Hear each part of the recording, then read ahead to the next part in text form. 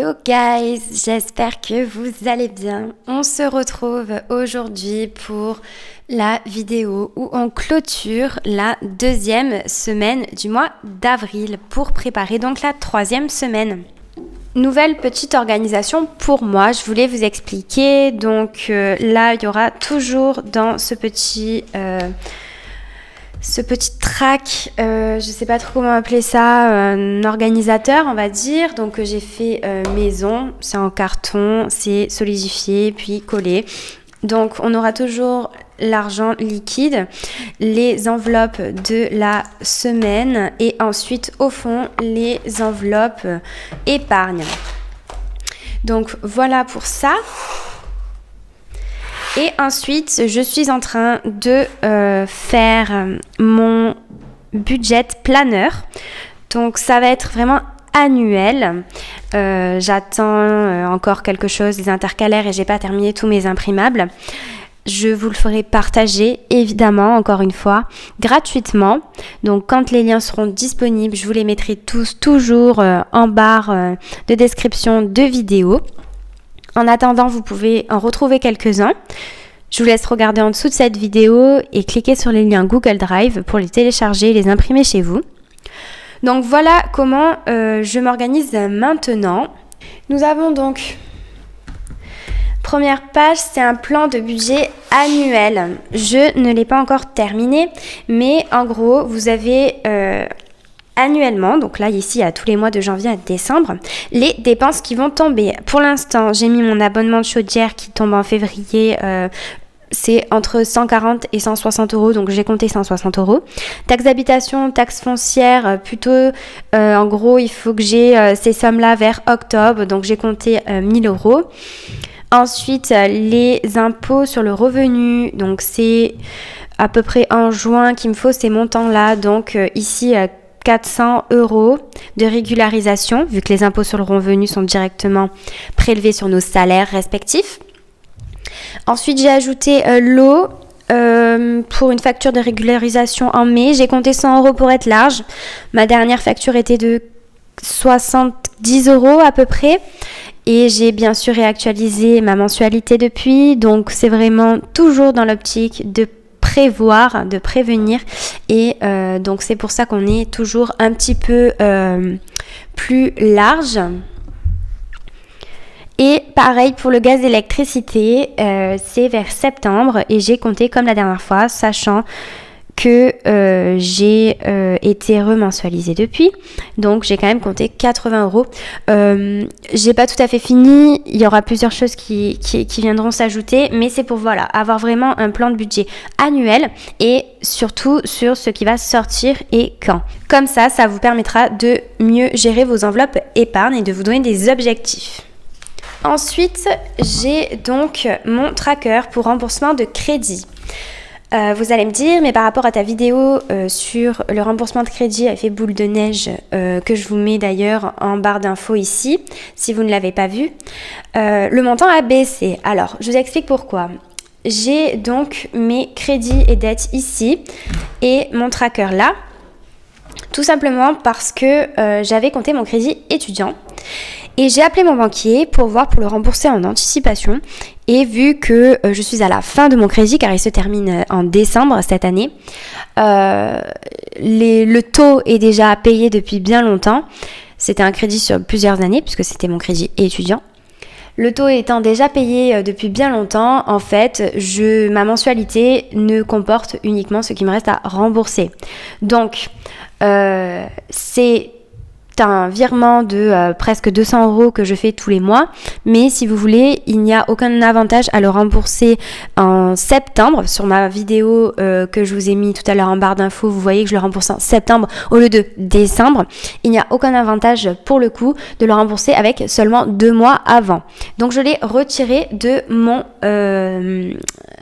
remboursement de crédit avec l'effet boule de neige. Donc, ce qui s'est passé, c'est que j'ai laissé le crédit pour mon téléphone, donc il sera remboursé en juillet.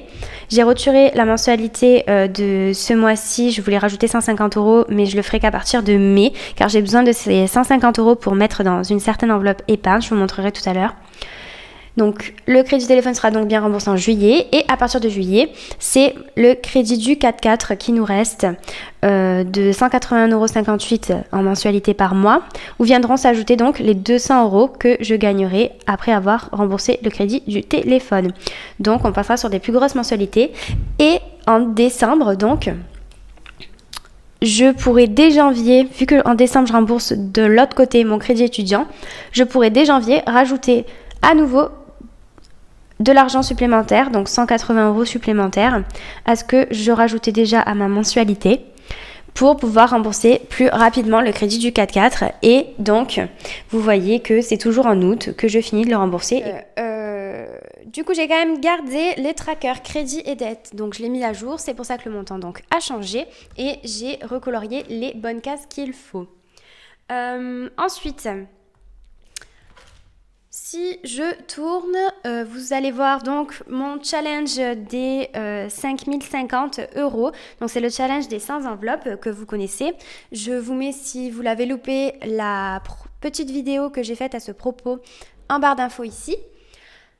Donc, ce que je fais, vous allez me dire, oui, mais tu as toujours rien coché depuis avril. En fait, c'est normal, je vous explique pourquoi. Au lieu de mettre une pièce de 1 € telle semaine, une pièce de 3 €, enfin des pièces pour 3 € ou alors 7 €, je préfère grouper et arrondir pour mettre un billet par exemple de 10 € d'un coup et comme ça avec 10 € je peux déjà cocher ces 4 premières enveloppes, 1 plus 2 plus 3 plus 4 égale 10. Donc c'est comme ça que je procède, c'est pour ça que je n'ai pas encore rempli depuis ces 2 premières semaines. Après, voilà, je sais pas, peut-être qu'une semaine, j'aurai de quoi mettre un billet de 20 €. Donc, hop, je cocherai directement l'enveloppe 20 €.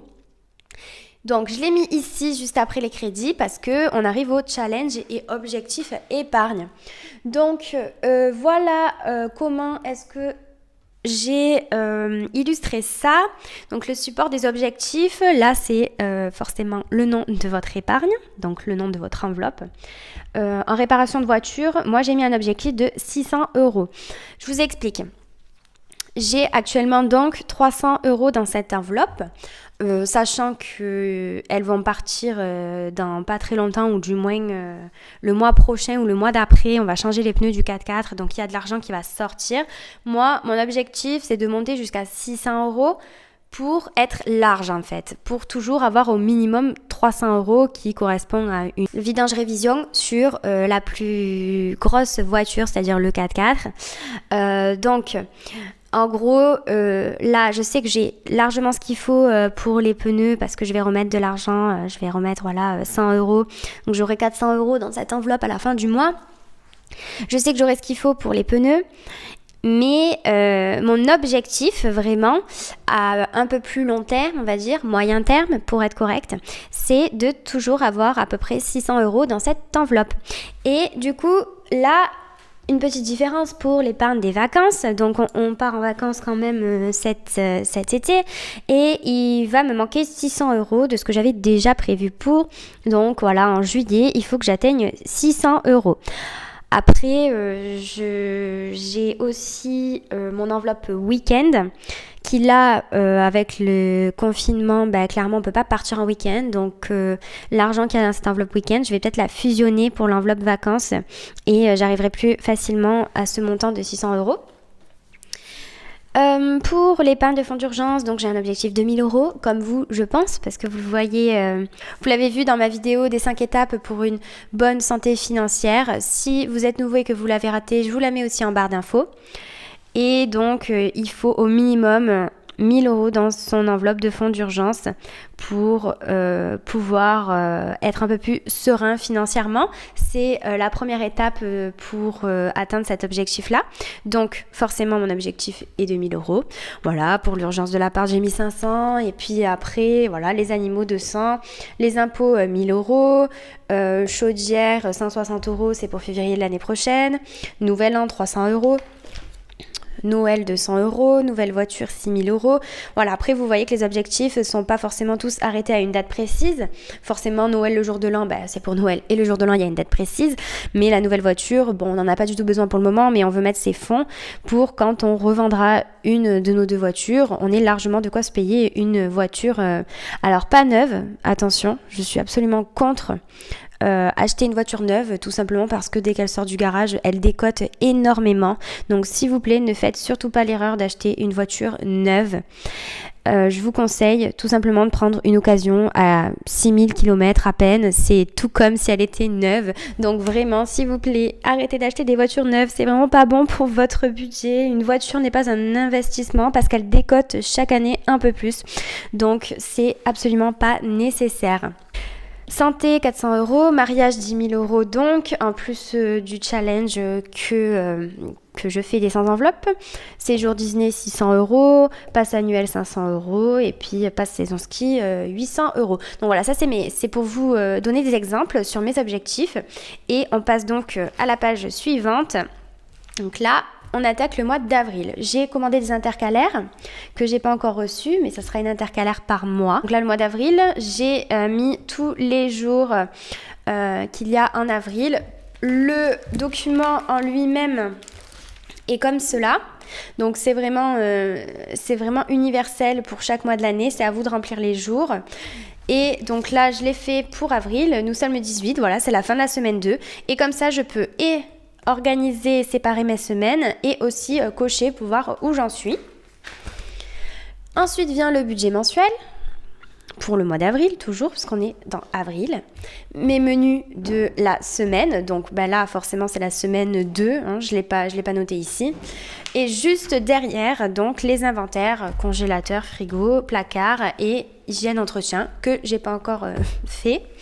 Ensuite, j'ai pour l'instant pas plus. J'ai pas terminé les autres documents imprimables. Donc voilà, c'est un peu mes stocks de trackers, des listes de courses, les menus de la semaine, les mois, les budgets mensuels et les inventaires. Voilà pour la nouvelle organisation.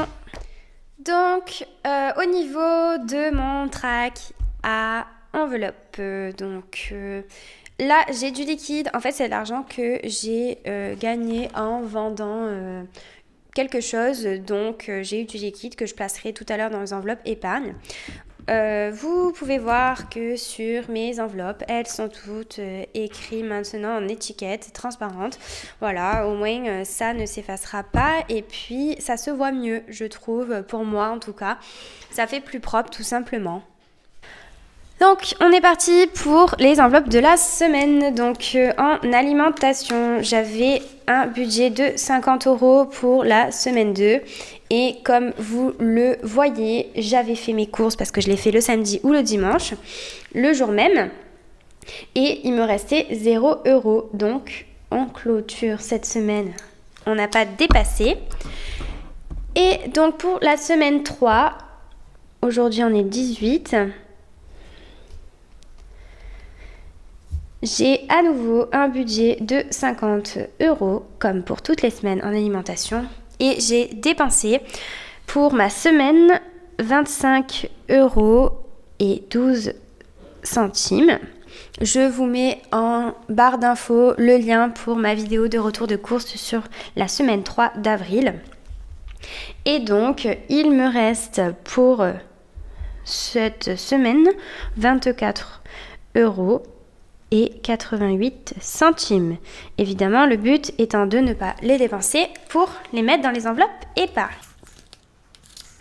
Ensuite, on a entretien et hygiène.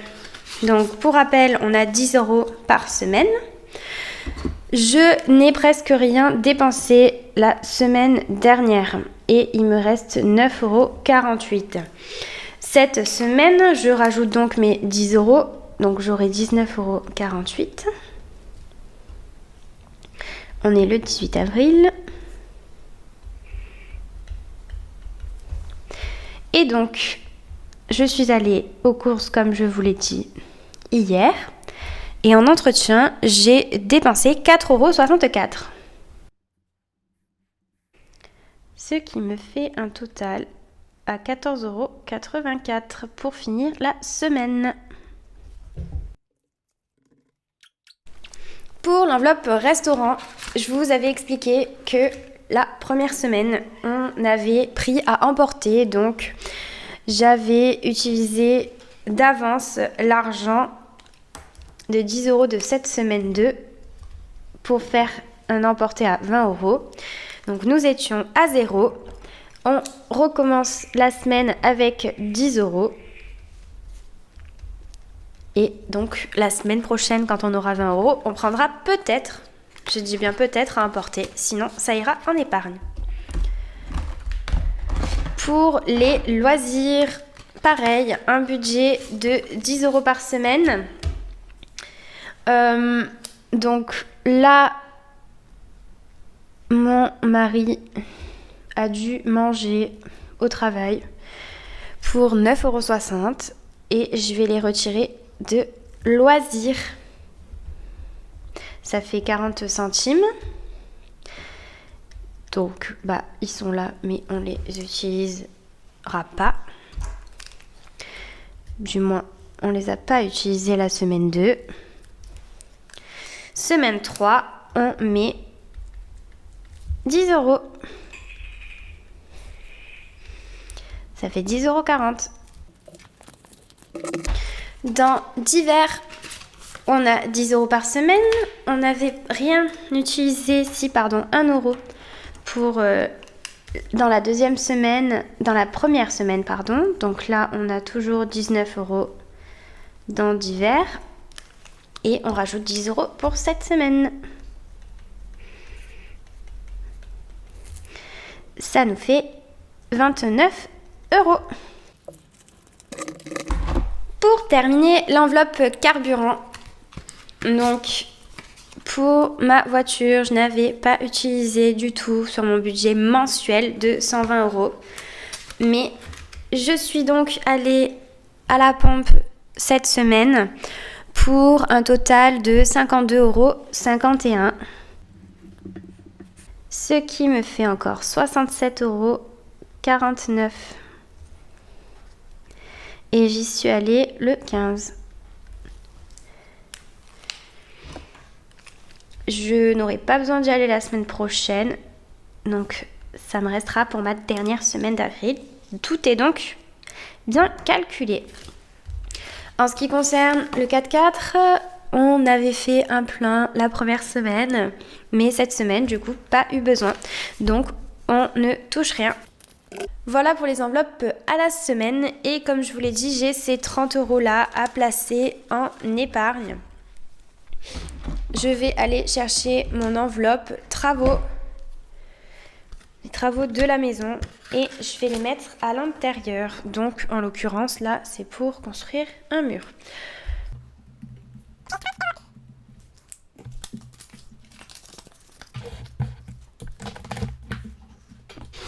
Voilà donc pour le bilan de la semaine d'avril. J'ai posté, donc comme je vous le disais, le retour de course pour la semaine 3 avec ma préparation des menus. Je vous ai déjà mis le lien de la vidéo en barre d'infos en début de vidéo, donc je vous invite à aller la voir pour celles et ceux qui ne l'ont pas encore vue. J'espère que cette vidéo vous a plu. On se retrouve très très vite pour une nouvelle vidéo. En attendant, n'hésitez pas à liker, partager et surtout à vous abonner pour me soutenir. Je vous fais de gros bisous et je vous dis à très vite. Bye bye!